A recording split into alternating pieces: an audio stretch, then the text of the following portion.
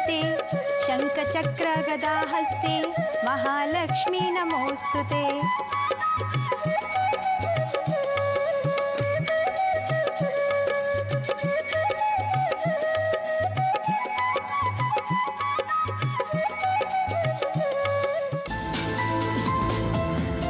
ನಮಸ್ಕಾರ ಪ್ರಿಯ ವೀಕ್ಷಕರೇ, ನೀವು ನೋಡ್ತಾ ಇದ್ದೀರಾ Emami healthy and tasty sunflower oil ಅರ್ಪಿಸುವ ಒಗ್ಗರಣೆ ಡಬ್ಬಿ ಕಾರ್ಯಕ್ರಮ. ಇವತ್ತು ನವರಾತ್ರಿ ಹಬ್ಬದ ಮೊದಲನೇ ದಿನ. ಹಬ್ಬ ಅಂದರೆ ಸಡಗರ, ಸಡಗರ ಅಂದರೆ ಸಿದ್ಧತೆ, ಸಿದ್ಧತೆ ಅಂದರೆ ಕೆಲಸ. ನಮ್ಮೆಲ್ಲರಿಗೂ ಹಬ್ಬದ ಕೆಲಸ ತುಂಬ ಖುಷಿ ಕೊಡುತ್ತೆ. ನವರಾತ್ರಿನ ಸಂಸ್ಕೃತದಲ್ಲಿ ನವರಾತ್ರಂ ಅಂತ ಹೇಳ್ತಾರೆ. ನವ್ ಅಂದರೆ 9, ರಾತ್ರಂ ಅಂದರೆ ರಾತ್ರಿ. ಈ 9 ರಾತ್ರಿಗಳ ಹಬ್ಬನೇ ನವರಾತ್ರಿ ಹಬ್ಬ. ಈ 9 ದಿನಾನೂ ನಾವು ನವಶಕ್ತಿ ದೇವಿಗಳ ಪೂಜೆ ಮಾಡ್ತೀವಿ. ಹಾಗೆ ಈ ಎಲ್ಲ ನವಶಕ್ತಿ ದೇವಿಗಳು ದುರ್ಗಾ ಮಾತೆಯ ಬೇರೆ ಬೇರೆ ರೂಪ. ಯಾವ್ಯಾವ ರೂಪ ಅಂತ ಹೇಳ್ತೀವಿ. ಅದಕ್ಕಿಂತ ಮುಂಚೆ ನವರಾತ್ರಿ ಹಬ್ಬದ ಮೊದಲನೇ ಅಡುಗೆ ಕಾಶ್ಮೀರ್ ಸ್ಪೆಷಲ್ ಫ್ರೂಟ್ ಖೀರನ್ನ ಮಾಡ್ತಾ ಇದ್ದೀನಿ. ಈ ಸಿಹಿನ ಹಂಚ್ಕೋಬೇಕು ಅಂತ ನಮ್ಮ ಜೊತೆ ಸಿಹಿಯಾದ ಅತಿಥಿ ಇದ್ದಾರೆ. ಅವ್ರು ಯಾರು ಅಂತ ನೋಡೋಣ. ನಮಸ್ಕಾರ. ನಮಸ್ಕಾರ. ನೋಡಿದ್ರಲ್ಲ ವೀಕ್ಷಕರೇ, ಅಲ್ಲಿದೆ ನಮ್ಮನೆ ಇಲ್ಲಿ ಬಂದೆ ಸುಮ್ಮನೆ ಚಿತ್ರದ ನಾಯಕ ಶ್ರೀರಾಜ್ ಅವರು ಇದ್ದಾರೆ. ಆದ್ರೆ ಇಲ್ಲಿ ನೀವು ಸುಮ್ಮನೆ ಬಂದಿಲ್ಲ, ನಮ್ ಜೊತೆ ಅಡಿಗೆ ಮಾಡಬೇಕು ಅಂತ ತಾನೆ? ಖಂಡಿತ. ಬನ್ನಿ ಹಾಗಾದ್ರೆ ಫಸ್ಟ್ ದೇವ್ರಿಗೊಂದು ಸೆಲೆಟ್ ಹೊಡೆದ್ ಬಿಡೋಣ. ಖಂಡಿತ ಬನ್ನಿ.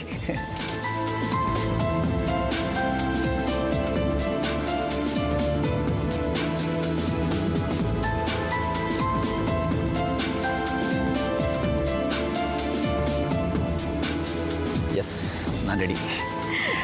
ಓಕೆ, ಇವತ್ತು ನಾವು ನಿಮಗೆ ನವರಾತ್ರಿ ಹಬ್ಬದ ಮೊದಲನೇ ಅಡುಗೆ ಹೇಳ್ಕೊಡ್ತಾ ಇದ್ದೀವಿ. ಕಾಶ್ಮೀರದಿಂದ ಹಿಡಿದು ಕನ್ಯಾಕುಮಾರಿವರೆಗೂ ಈ ನವರಾತ್ರಿ ಹಬ್ಬಗಳಲ್ಲಿ ಸ್ಪೆಷಲ್ ಆಗಿ ಅಡುಗೆ ಮಾಡ್ತಾರೆ. ನಾವು ಕೆಲವೊಂದು ರಾಜ್ಯದಲ್ಲಿ ಸ್ಪೆಷಲ್ ಆಗಿ ಅಡುಗೆ ಮಾಡೋದನ್ನ ಈ 9 ದಿನಾನು ಹೇಳ್ಕೊಡ್ತಾ ಇದ್ದೀವಿ.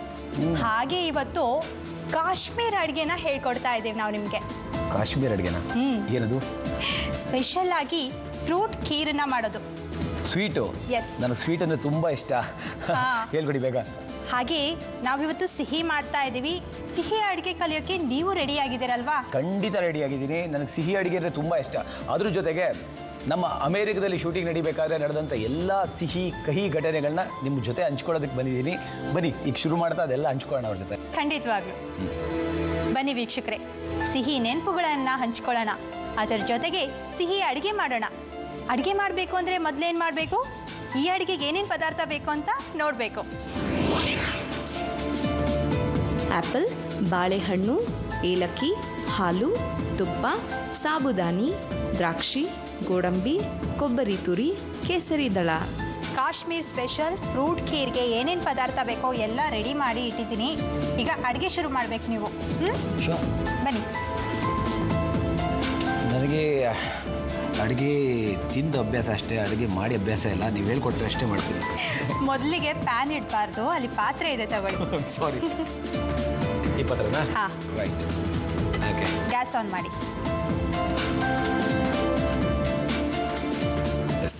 ಓಕೆ, ಏನು ಮಾಡಬೇಕು? ಫಸ್ಟ್ ಈಗ ವೈಷ್ಣವ ದೇವಿಗೆ ಜೈ ಅಂತ ಹೇಳ್ಬಿಡಿ, ಅಡುಗೆ ರುಚಿಯಾಗತ್ತೆ. ಹೌದು, ವೈಷ್ಣವ ದೇವಿಗೆ ಜೈ. ದೇವರೇ ಕಾಪಾಡಮ್ಮ. ಫಸ್ಟು ಹಾಲನ್ನು ಹಾಕಿ. ಇದಕ್ಕೆ 1 ಕಪ್ ಇದೆ ಹಾಲು. ಪೂರ್ತಿ ಹಾಕ್ಬಿಡ್ಬೇಕು? ಹಾ, ಹಸಿ ಹಾಲಿರೋದ್ರಿಂದ ಬಿಸಿ ಮಾಡ್ಕೋಬೇಕು ಖೀರ್ ಮಾಡೋಕ್ಕಿಂತ ಮುಂಚೆ. ಖೀರ್ ತಿಂದ ಅಭ್ಯಾಸ ಇರೋರು ಗೊತ್ತಿರಲ್ಲ ಅದೆಲ್ಲ, ಈಗ ಹೇಳ್ಕೊಟ್ರೆ ಕಲ್ತ್ಕೋತೀವಿ.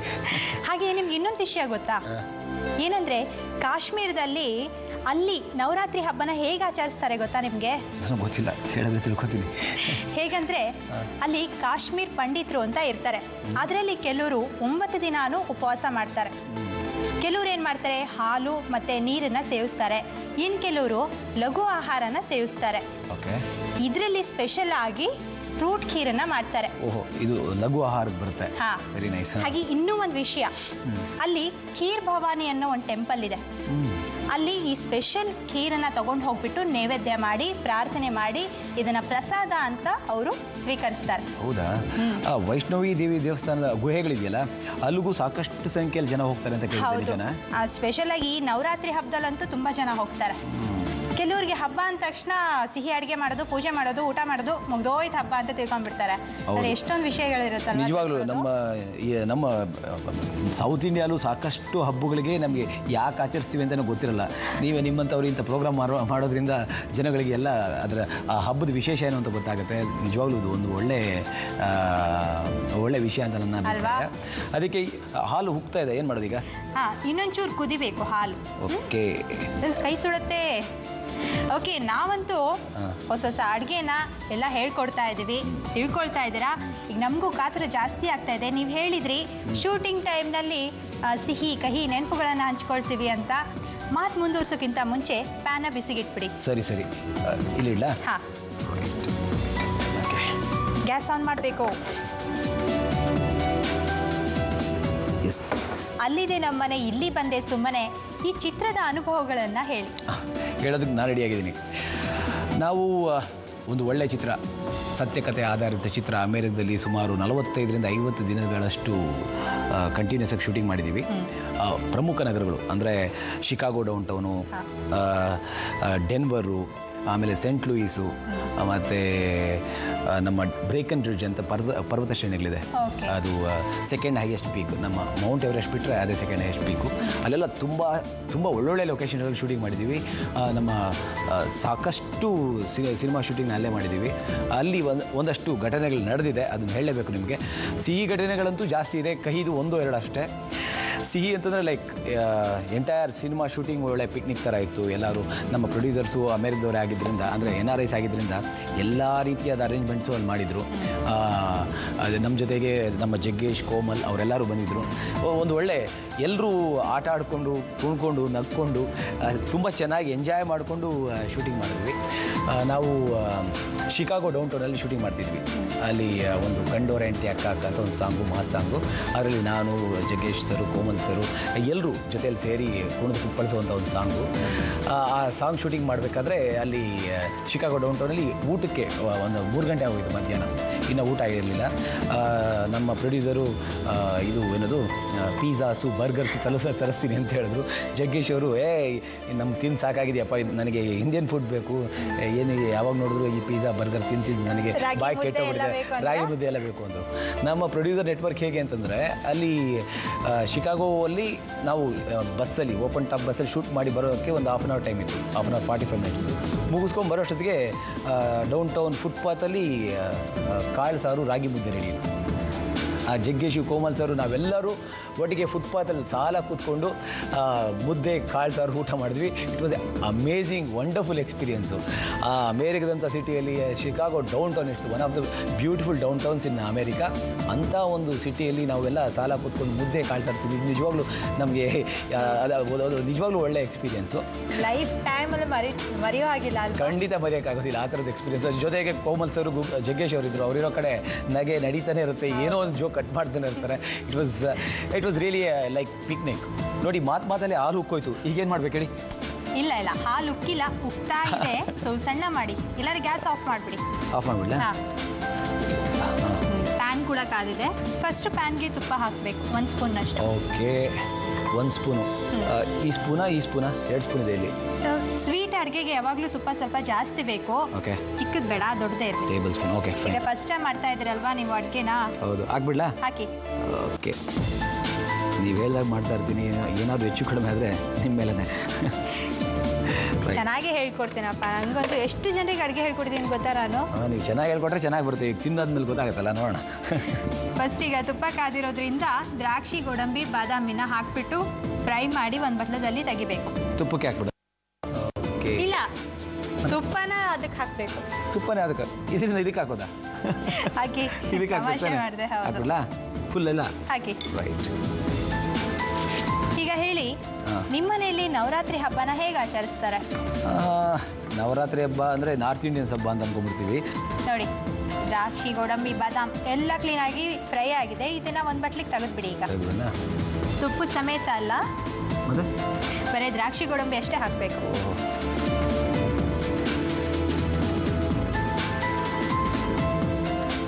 ನೋಡಿದ್ರಾ, ಒಬ್ಬರೇ ಅಡುಗೆ ಮಾಡಬೇಕು ಅಂದರೆ ಎಷ್ಟು ಕಷ್ಟ ಆಗುತ್ತೆ? ನಿಜವಾಗ್ಲೂ ಕಷ್ಟ ಆಗುತ್ತೆ. ಈಗೇನು ಮಾಡಲಿ? ಇಡಿ. ಓಕೆ, ಸಬ್ಬಕ್ಕಿ ಹಾಕಿ ಇದಕ್ಕೆ. ಓಕೆ, ಇಲ್ಲಿ ಇಡ್ಬೋದಾ? ಓಕೆ, ಎಷ್ಟು ಹಾಕ್ಲಿ? ಒಂದು ಸ್ವಲ್ಪ ಬಗ್ಸಿ ಹಾಕಿ, ಇನ್ನೊಂಚು ಇನ್ನೊಂದು ಸ್ವಲ್ಪ ಹಾಕಿ. ಏನು ಎಣ್ಣೆ ಹಾಕೋರ್ ಥರ ಹಾಕ್ತಾ ಇದ್ದೀರಾ? ಎಷ್ಟು ಹಾಕ್ಬೇಕು ಅಂತ ನನಗೆ ಗೊತ್ತಿಲ್ಲ, ನೀವು ಹೇಳಿದ್ರೆ ಹಾಕ್ತಾ ಸಾಕು. ಹೋಗಿ, ಸ್ವಲ್ಪ ಕಾಲು ಭಾಗ ಹಾಕಬೇಕು. ಕೀರ್ ಕೇಳೋದು ನನಗೆ ಇಷ್ಟ ಇಲ್ಲ, ಅದಕ್ಕೆ ನಾನು ಹಾಕ್ತಾ ಹೋಗ್ತೀನಿ. ಸಾಕು, ಎಷ್ಟು ಸಾಕು. ಸಾಕು ಅಂದ್ರೆ ಅಷ್ಟೇ. ಸಾಕಾ? ರೈಟ್. ಒಣ ಕೊಬ್ಬರಿ ಹಾಕಿ ಇದಕ್ಕೆ. ಒಣ ಕೊಬ್ಬರಿ ಇಷ್ಟು ಹಾಕ್ಬಿಡಿ. ಇಷ್ಟು ಹಾಕ್ಬಿಡ್ಲಾ? ಈ ನವರಾತ್ರಿ ಹಬ್ಬದಲ್ಲಿ ಸಾಬುದಾಣಿಯಿಂದ ವಡ ಕೂಡ ಮಾಡ್ತಾರೆ. ಹೌದಾ? ಹಾ. ಓಕೆ. ನೈವೇದ್ಯ ಮಾಡ್ತೀವಲ್ವಾ ನಾವು ಅಡಿಗೆ, ಅದರಲ್ಲಿ ಸ್ಪೆಷಲ್ ಆಗಿ ಮಾಡಿರ್ತಾರೆ. ಓಕೆ, ನನಗೆ ಮಾಡಕ್ ಬಿಡ್ತೀರಾ, ನೀವೇ ಮಾಡ್ಬಿಡ್ತೀರಾ? ಇಲ್ಲ, ನೀವೇ ಮಾಡ್ಬೇಕು. ಬಿಡಿ ನಾನು ಮತ್ತೆ, ಹೇಳಿದೆ ಬಿಡಿ. ಅಷ್ಟೇ. ಅದೇನಾಗ್ಬಿಟ್ಟಿದೆ, ಅಡಿಗೆ ಮಾಡಿ ಮಾಡಿ ಪ್ರಾಕ್ಟೀಸ್ ಆಗ್ಬಿಟ್ಟಿದೆ, ಕೈ ಹಾಗೆ ಹೋಗ್ಬಿಡುತ್ತೆ. ಸರಿ, ನೀವೇ ಮಾಡಿದ್ರೆ ಸರಿಯಾಗಿ ಬರುತ್ತೆ. ಆದ್ರೆ ನನಗೆ ಹೇಳ್ಕೊಡ್ತೀನಿ ಅಂದ್ರಲ್ಲ, ನಾನು ಯಾವಾಗ ಕಲಿಯೋದು? ಓಕೆ, ಖಂಡಿತವಾಗ್ಲೂ ಕಲ್ಸ್ಬಿಟ್ಟು ನಿಮ್ಮ ಮನೆಗೆ ಹೋಗಿ ಮಾಡ್ಬೇಕು. ಇಲ್ಲ, ಈಗ ಮಾಡ್ತೀನಿ, ನೋಡೋಣ, ಇಲ್ಲೇ ಟ್ರಯಲ್ ನೋಡೋಣ. ಚೆನ್ನಾಗಿ ಆಗುತ್ತೆ ಅಂದ್ರೆ ಟ್ರೈ ಮಾಡ್ತೀನಿ, ಇಲ್ಲಾಂದ್ರೆ ಮನೇಲಿ ಬಯಸ್ಕೊಳಕ್ ಇಷ್ಟ ಇಲ್ಲ, ಅದಕ್ಕೆ. ಈಗ ನೋಡಿ ಎಷ್ಟು ಚೆನ್ನಾಗಿ ಹುರಿತಿದ್ದೀರಾ. ನಿಮ್ಗೆ ಏನಾದ್ರೂ ಡಿಫ್ರೆನ್ಸ್ ಗೊತ್ತಾಗುತ್ತಾ ಮೊದ್ಲು ಹಾಕಿರೋದಕ್ಕೂ ಇರೋದಕ್ಕೂ? ಸ್ವಲ್ಪ ಅಂದ್ರೆ ಟೆನ್ಷನ್ ಸ್ವಲ್ಪ ಜಾಸ್ತಿ ಆಗಿದೆ ಅದರಲ್ಲಿ ಅಂತ ಕಾಣಿಸ್ತಾ ಇದೆ. ಅಲ್ಲಿ ಸ್ವಲ್ಪ ಮೆತ್ತಿಗಿತ್ತು, ಈಗ ಸ್ವಲ್ಪ ಗಟ್ಟಿ ಕಾಣಿಸ್ತಾ ಇದೆ ಇಲ್ಲಿ. ಇಲ್ಲ, ಮೆತ್ಗೆ ಇರುತ್ತೆ. ಆಗ್ಲಿ ಒಂದಕ್ಕೊಂದು ಅಂಟ್ಕೊಂಡಿತ್ತಲ್ವಾ, ಈಗ ಹೌದೌದು. ಎಸ್ ಉದುರಾಗಿದೆ. ಹೌದು. ಈಗೇನ್ ಮಾಡಬೇಕು? ಈ ಟೈಮ್ಗೆ ನೀವು ಹಾಲನ್ನ ಹಾಕ್ಬೇಕು.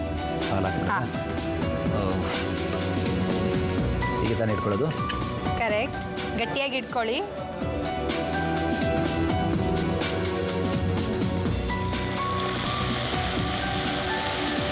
ಸಾಕಾ? ಇನ್ನೊಂದು ಸ್ವಲ್ಪ ಹಾಕಿ. ಖೀರ್ಗೆ ಯಾವತ್ತು ಸ್ವಲ್ಪ ಹಾಲು ಜಾಸ್ತಿನೇ ಇರ್ಬೇಕು. ನೀವು ಹೇಳೋ ತನಕ ಹಾಕ್ತಾ ಇರ್ತೀನಿ ನೋಡಿ. ಹಾಕಿ. ಓಕೆ, ಸಾಕು. ಸಾಕಾ? ಸಾಕು. ಯಾವತ್ತೂ ಅಷ್ಟೇ, ಖೀರು ಅಂದ್ರೆ ಫಸ್ಟ್ ಹಾಲು ನೆನಪಾಗತ್ತೆ. ಹಾಲು ಹೆಚ್ಚಿಗೆ ಆಗಿರತ್ತೆ ಖೀರಲ್ಲಿ.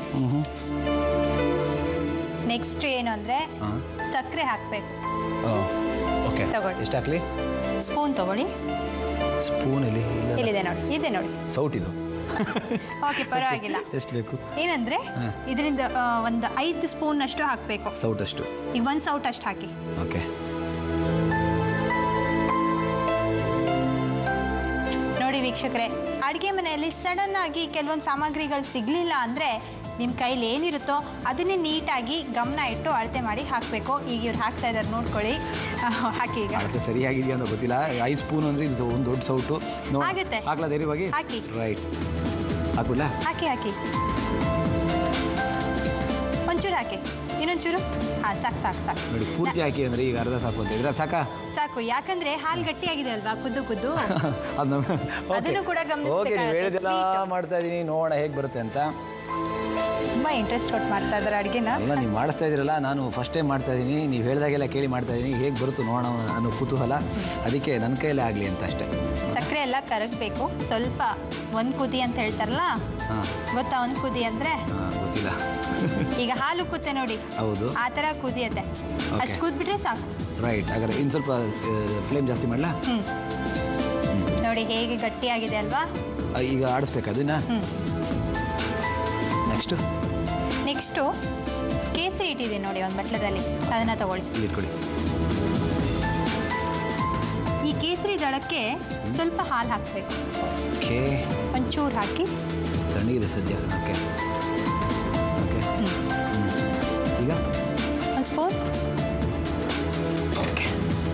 ನೀವು ಇನ್ನೊಂದು ಸ್ಪೂನ್ ತಗೊಂಡು ಏಲಕ್ಕಿ ಪೌಡರ್ ಹಾಕಿ ಇದಕ್ಕೆ. ಅದೇನಿದೆ. ಓಕೆ.